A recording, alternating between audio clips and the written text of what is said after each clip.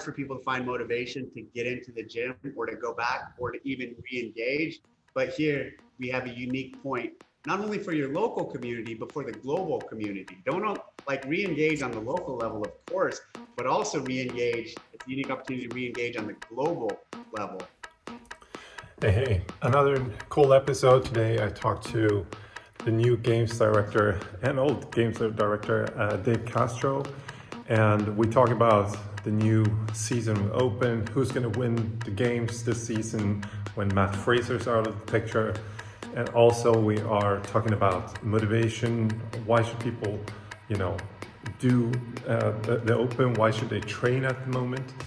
And I hope you have some good insights in maybe what Dave is up to. He's revealing one item you need to have for the foundations section of the open. We're talking about the games, we're talking about training, we're talking about books. I hope you like this episode, and happy listening.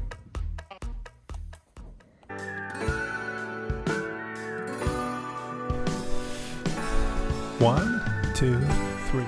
My name is Carl Powell. I am Marco Casali. I'm Lasse Rantala. Carl Dial. I'm the... Hola, soy Marco Casali y ustedes están escuchando Again to the Escapist Corner. Moro! Rantala Lasse tässä terve. Sä kuuntelet Escapist Corneria. Yeah, so welcome to the Escapist Corner. 3, 2, 1. Welcome to Escapist Corner. Today we have the most famous Marcus McLean and Dave Castro on the show, games director and co-director of training at CrossFit. And Mac is the liaison for Germany, Austria, Switzerland. So two great gentlemen on the show, and most of these guys that are listening today and watching already know Dave, but for those who don't know him, I'm just gonna say he's from California and has been into the scene for a very long time, and has all the insights to CrossFit, and has been one of the pillars of growing this to this monster that it has become. So thank you, Dave, for that. Before we kick this off, Dave, I know you like to read books, and I wanted to ask you, what book describes you the most? Oh man, that's a great unexpected question. I don't know.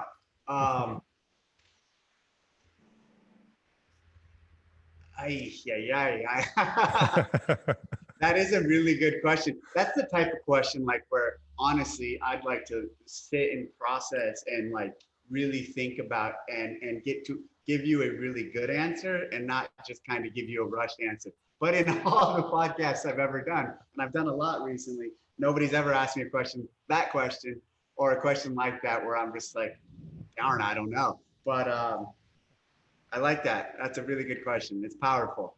It's powerful. Yeah.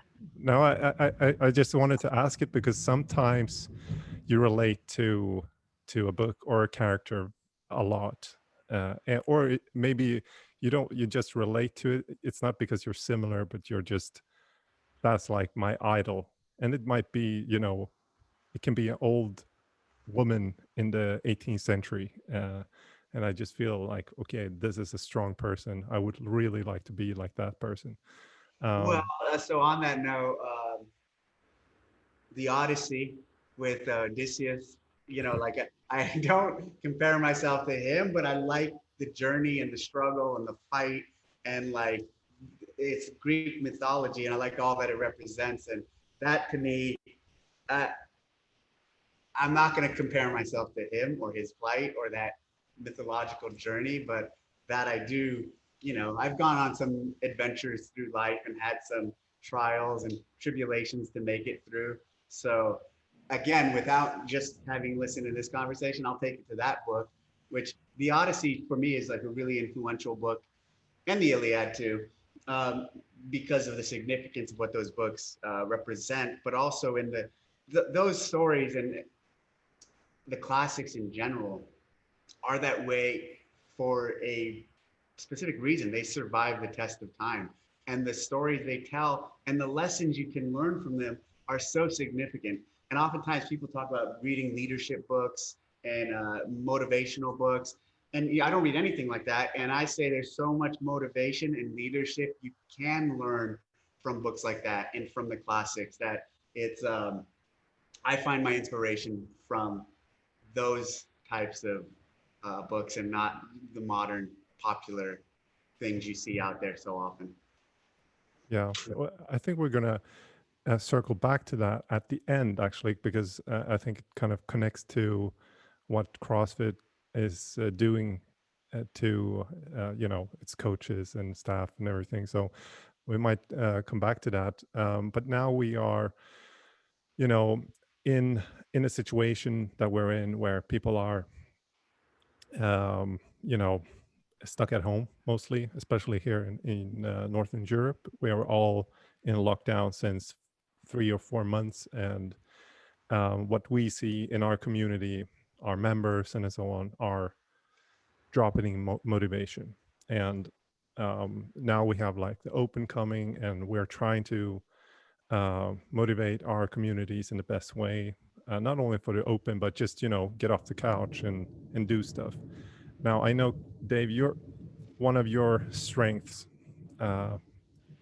is that you're good at pushing people and finding that why with people. So what would you say to someone to get them motivated by now, when they're not seeing anyone and training is maybe lacking? Yeah, that's a great question. And in regards to the Open this year, so many people are in what I'd call a compromised position, not having access to their gyms, not having access to their traditional communities. The Open fundamentally is an affiliate and a community competition. When you really look at and boil it down, it happens in the gyms. And now what we have is a scenario where all these gyms are closed, especially in your part of the world right now. And so all these athletes have lost that personal connection with their communities and with their affiliate. And so what I see and what I would tell people is a unique opportunity as using this as the re-engagement point. Okay, you've been out of the community, you've been out of the gym for the last however many months, almost a year. Let's rally behind and make this a goal. Don't even worry about your numbers, but let's rally behind. This is how you're going to re-engage with your community. You're going to have a Zoom Friday Night Lights. You're going to do the workouts, maybe even equipment free if you don't have anything at home, with your coach via Zoom. And it's just going to be a touch point, tangible touch point for your community to be there for you. And I think for the past, before we'll call the Open coming up, this period, it's hard for people to find motivation to get into the gym or to go back or to even re-engage. But here we have a unique point, not only for your local community, but for the global community. Don't re-engage on the local level, of course, but also re-engage. It's a unique opportunity to re-engage on the global level. And that's the thing I'd recommend to people. And it's a tough sell. I mean, I'll tell you what, it's tough, especially for the people who haven't been able to train and who haven't been able to get to the gym, to now say, we're asking you to get back into fitness via a competition, but it's more than a competition. It's a community event. So really, we're asking you to get back involved with the community and a community event. Yeah. And I don't know what the outlook is for you guys, but it's probably not great for even March. Hopefully it might be better, but I don't know. What's going on? What do you guys see? We just found out or heard at least till the 1st of March, probably till the 14th of March, we'll be in the lockdown status that we're in. So it doesn't look like we'll be able to return to the gym or the affiliates for the Open. So continuing to drive this program that Rickard set up is going to be a great way to try to motivate people to stick with it. The fitness that this program delivers is fundamentally, it changes the human body to such significant degrees that no one's ever seen it before. It's the most efficacious fitness program out there for sure. But the almost the more important part of that is the community that comes with it. And that community is, for some people, maybe even more important and stronger than the fitness they get. And that's the perfect blend. That blend, those two things are the power of CrossFit. And it's sad, but right now, both of those are also what's compromised the most because of COVID, the fitness and the community. And here's the thing, there's some people are, and I don't want to say people that aren't engaging in the fitness are unmotivated, but what I would say, there's some really highly motivated people who are still able to stay fit and to stay training during COVID and the lockdowns, which is tough, which is not like a small feat. And those that have found balance in their life to be able to make it a priority, I commend them. And to those who have not been able to find it during this time, I totally understand. It makes sense. It is a tough period to find the motivation to do it on your own. And that's what the community and going into the box especially provided. Yeah. Yeah. I mean, something that I know you have no problems like training alone.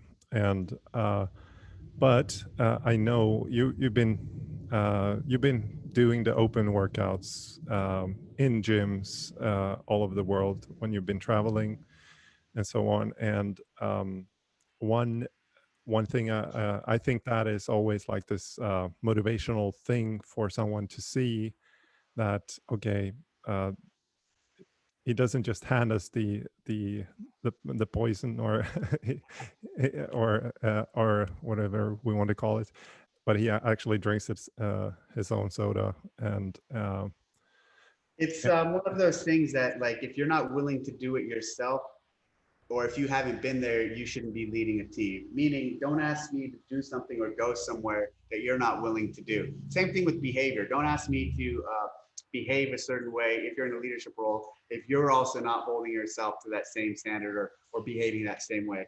So when you are in a leadership position, or even any position, and there's a standard that you want, or there's an expectation that you have, you better meet that standard, and you better also have that meet that expectation for whatever the behavior is that you're talking about. In this case, the open. Yeah, so like, I absolutely, and I love it, and I'm proud of it.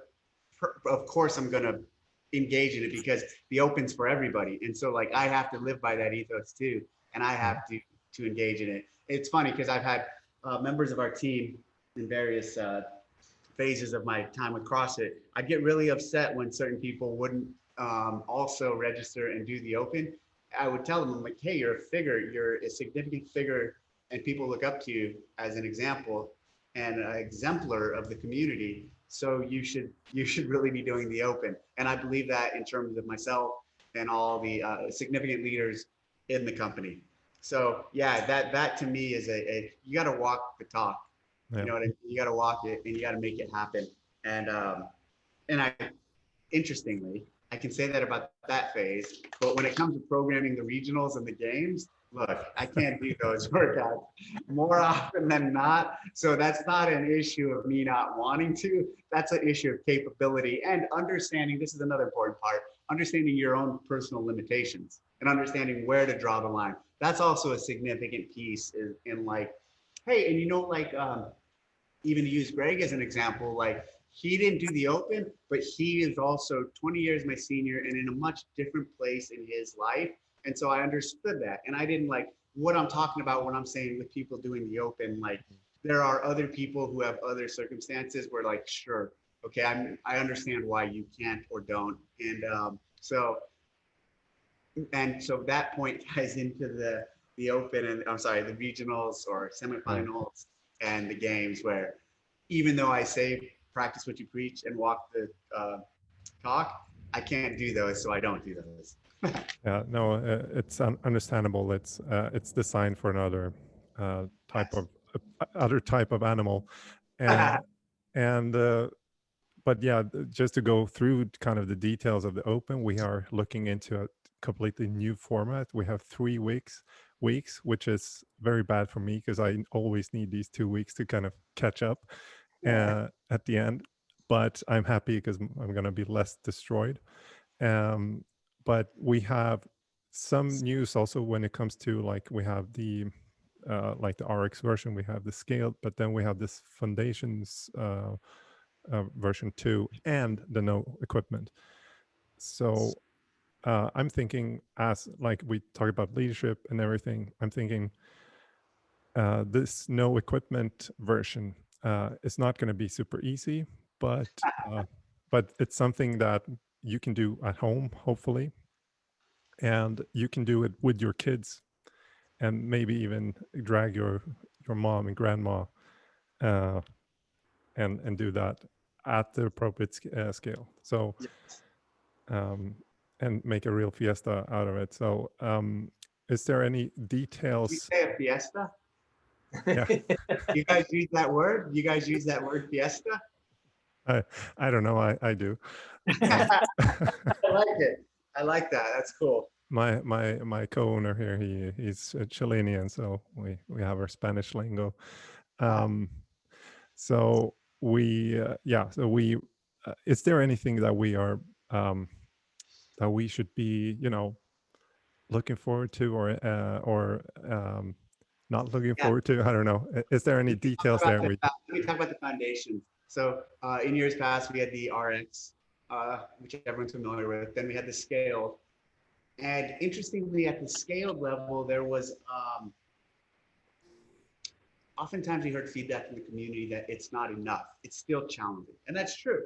Some of the scales, it wasn't entirely inclusive. So for years now, I've been wanting to add a third scale division.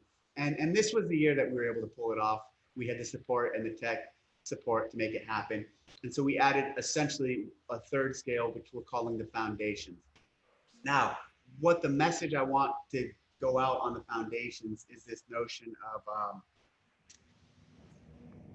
here's what we're prescribing, but also scale as needed, scale additionally as needed. Meaning, so let's say it's a snatch, let's say it's a dumbbell snatch, and the RX is 50 pounds, and the scale is 35 for the men. And then for the foundations, we prescribe 15. But guess what? The point is, if 15 is too much, okay, use a 5, use a 10. The coach and the affiliate owner use their judgment with the specific client and make the right adjustment to have them involved and to make it more inclusive. So that aspect of foundations is something I'm really excited about, and hopefully it resonates with the community and the athletes in terms of the intent. Yeah, Now the gear free. Like the gear free is gear free, but they're still hard. And you kind of hinted towards that. Like they're going to be challenging, and those also, though, same concept. We're not going to put out the gear free and the gear free scale and the gear free foundations. We're putting out one, and then again, scale appropriately as needed. So if you need to scale it, that's fine. Go ahead. I'll be honest. I said this on another call recently. The gear free has one item, and it's not gear, but it's a piece of item. It's a broomstick. So there will be a stick, a broomstick, or something like that will be needed for the gear free. And that's an item that everybody has. Everybody has a broom in their house. Everybody go outside and chop a limb off a tree or something. But that ability, that gives us the ability to have a little more creativity with extra points for creativity. Exactly. Yes, exactly. Dave, how much workload have you guys encountered now coming up with these new versions? And because of COVID, has this doubled, tripled your guys' workload in trying to develop the open season? Oh yeah. So I mean, especially with like the adapted division and everything that's going on, we've had so many changes this year. Like the teams are really maxed out and pushing hard, and then with the quarterfinals and the semifinals, there's just a lot of additional. It's a very different season. It may look similar to things in years past, but it's very different, and the demand on all the team is tremendous. But it's good, and these are all good things we're doing for the community and to get people excited. Yeah, this is probably the most inclusive version of, let's say, the open, because of all the stages, all the uh, different versions that we can do. You said adaptive. I saw it was like 16 different adaptive divisions or It's something like great. that. Yeah. Yeah, it's Yeah. exciting, and it is. You actually hit it on the head. It is the most inclusive, and but it's been a challenge to get going, and it's been a good challenge, and something we're moving the sport forward, and we're not staying stagnant. We're not living in the past. We're advancing it and pushing and testing ourselves and the community. Constantly varied. Yeah. So I know you like to work on workout hooks, and do you have a specific hook for this open too? In terms of what, like, what do you mean? Narrow me in, like. Well, Hook. I know when you program for the games and so Yeah, on. yeah, okay. Yes. So Yeah. I do just say yes, there is, but I can't tell you at this point. Yes. Yes. For Okay. sure. And you'll quickly figure out what it is. But yes. Okay, cool. Then let's fast forward. I mean, we can't ignore the big elephant in the room, and that's of course that Fraser is out. Yeah. Has Rich already reached out to you and asked like, hey, can it be individual? No, I wish he would. It'd be cool to see Rich go back individual. It would be best if Rich would have gone individual at some point against Matt. But no, Rich hasn't communicated, hey, I'm going back individual. And yeah, Matt retiring, it's yeah, I know. It's the right time for him. And that's what this is about, what matters for him. And like, he had to make that decision and come to that on his own. And it's good that he did when he did. And now the sport keeps pressing forward. He's our greatest champion ever. And he will be, at this point, he's the most dominant individual athlete. And that's a significant feat. And he holds all these records now.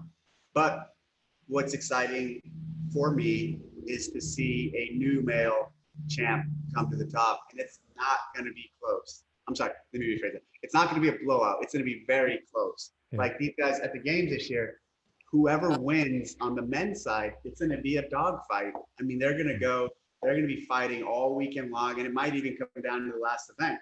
And we haven't seen that in years. So that it's been like a blowout for years. So that's exciting. I'm really people have asked me, like, do you think this is going to hurt the sport because your biggest star is leaving? No, not at all. And I've gone through this phase before. When Froning was leaving, people were like, hey, now that Froning's leaving, are you worried that no one's going to be interested in CrossFit? And I was like, no, there's going to be someone new. There'll be someone else to fill. There'll be some other storyline, some other athlete. It's the same thing here. So I commend Matt for everything he's done. He's contributed immensely to this sport. Now he's retiring and moving on. And the new breed, the new crop will fill in and keep the sport and the momentum going forward. Yeah, it will be, as you said, a dogfight, because as I see it, it is almost up. I mean, there are at least 20 athletes that can win. Definitely. It depends on how they're training now and preparing, and it's going to be super exciting to see this season for sure.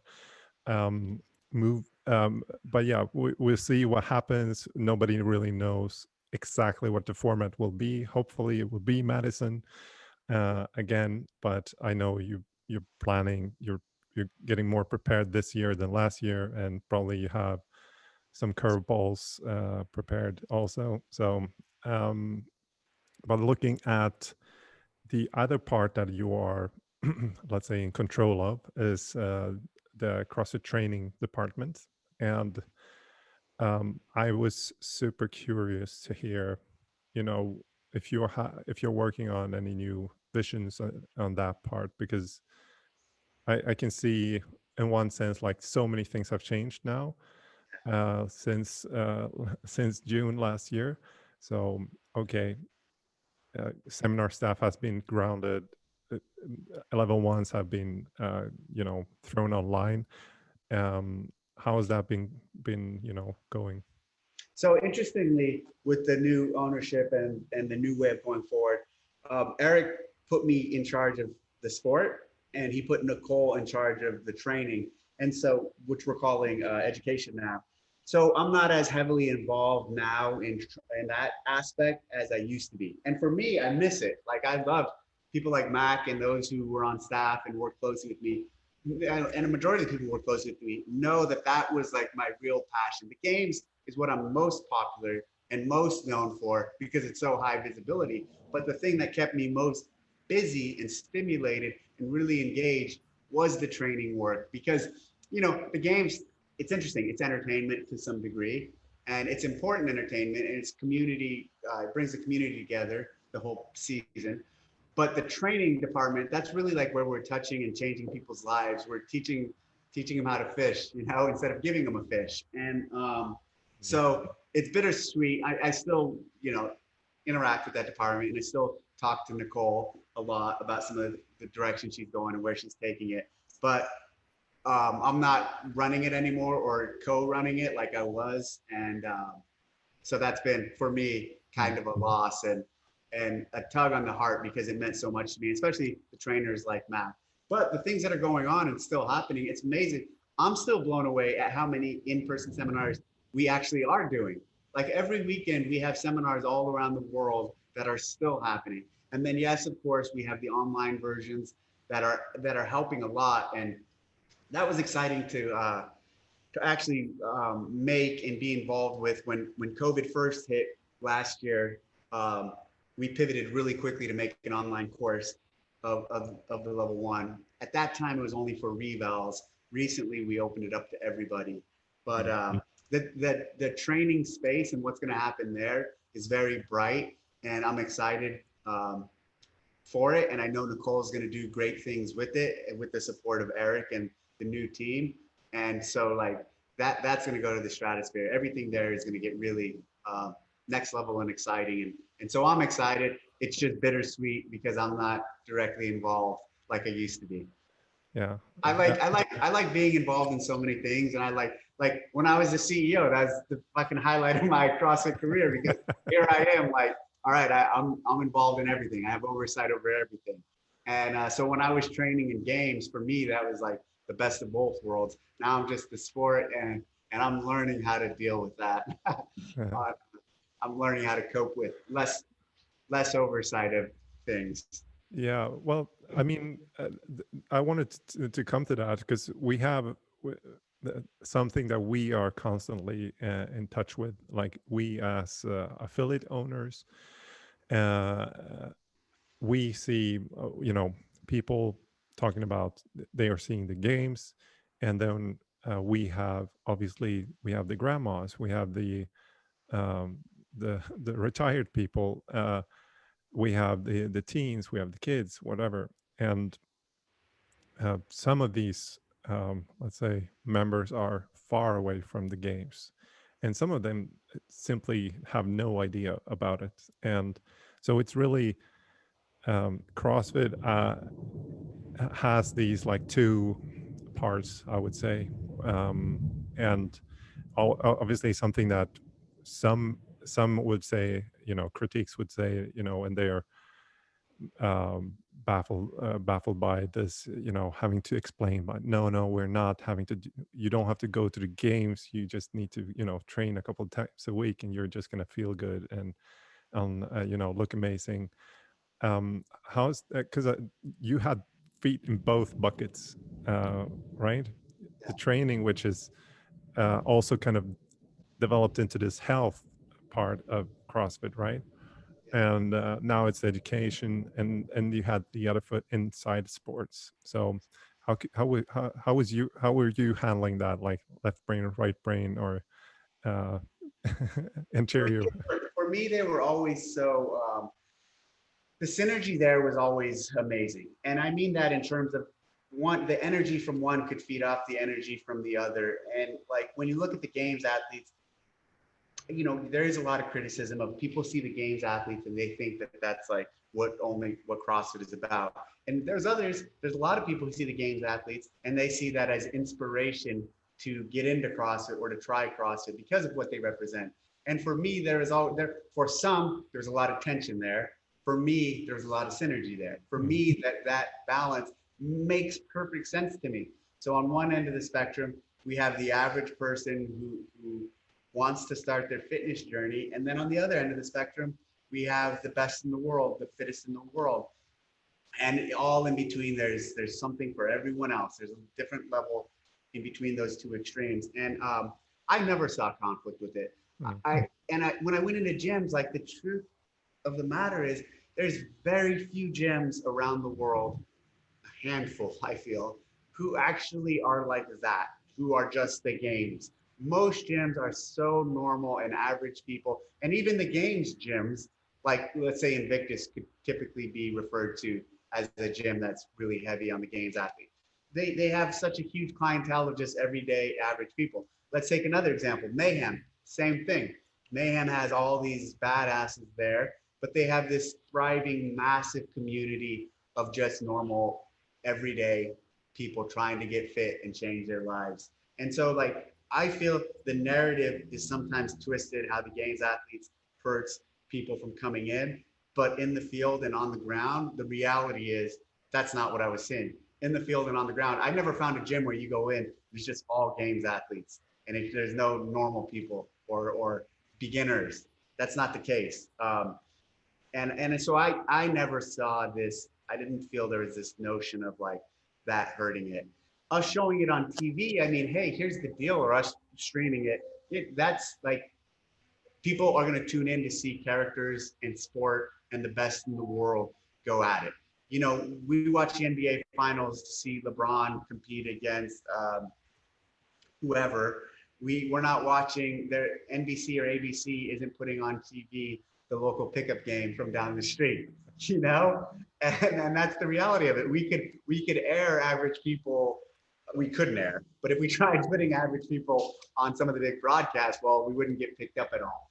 That being said, we do show those people on our platforms and on our channels, and that's significant to us. We have to tell the story. We have to be world-class and leading in telling the story of the community. And so here's the extreme, we tell that story.